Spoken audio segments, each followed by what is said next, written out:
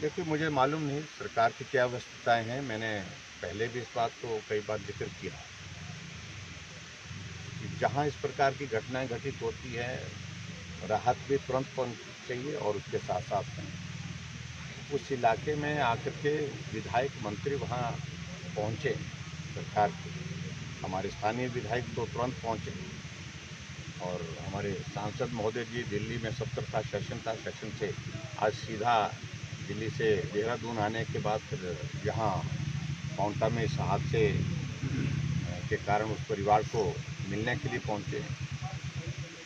मैं प्रदेश से बाहर था और प्रदेश से बाहर होने की वजह से मैं भी आज सीधा चंडीगढ़ एयरपोर्ट पहुँचने के बाद सीधा यहाँ आया हूँ।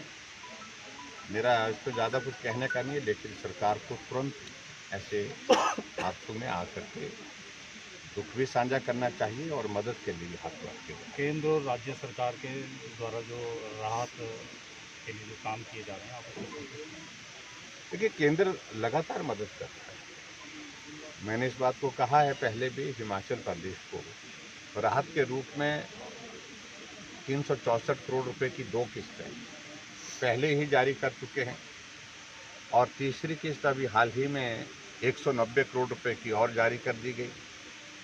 और इसके साथ साथ में सीआरएफ का पैसा जो नितिन गडकरी जी हिमाचल प्रदेश के दौरे में आए थे, तो उन्होंने भी 400 करोड़ रुपए की घोषणा की है और 400 करोड़ रुपए की घोषणा का मतलब है वो पैसा तुरंत आएगा ही आएगा, इसमें कोई वजह नहीं बनती।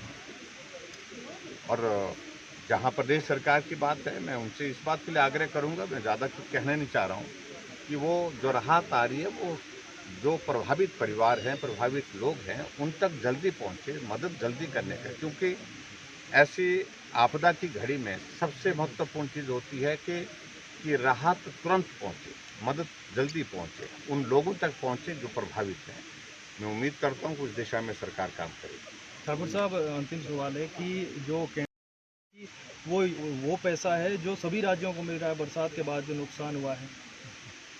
देखिए, ऐसा है कि मुझे लगता है कि अगर उस तरह की बात अगर वो कह रहे हैं, जो पैसा अभी दिसंबर के महीने में आता था वो जुलाई के महीने में उन्होंने दे दिया है, जून के महीने में जारी कर दिया है। इस बात को भी उनको समझना पड़ेगा। और उसके साथ साथ में 190 करोड़ रुपए अभी हाल ही में दिया है। 400 करोड़ रुपए सीआरएफ का पैसा, वो ऐसा नहीं था कि वो स्टेट का पैसा था।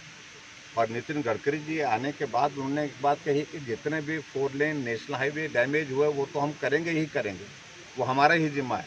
लेकिन हम नेशनल हाईवे के रेडियस में 1 किलोमीटर के रेडियस में जितने भी पुल डैमेज हुए हैं उसका खर्चा भी हम उठाएंगे।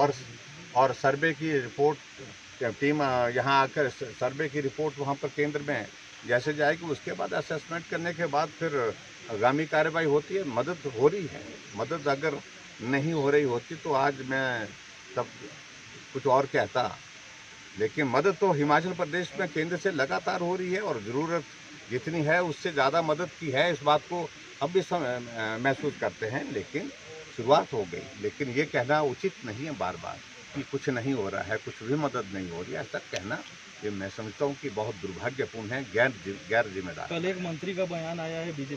नहीं देता हूँ कि उनकी किसी भी मुद्दे को लेकर के कोई गंभीरता नहीं है और मंत्रियों की हालत हिमाचल प्रदेश की सरकार में इस प्रकार की है, कोई भी मंत्री जो है वो गंभीर हो करके काम करते हुए अभी तक नहीं देखा गया है। एक मंत्री कुछ कहता है, दूसरा कुछ उसके विरोध में बोलता है, तीसरा कुछ और कह देता है।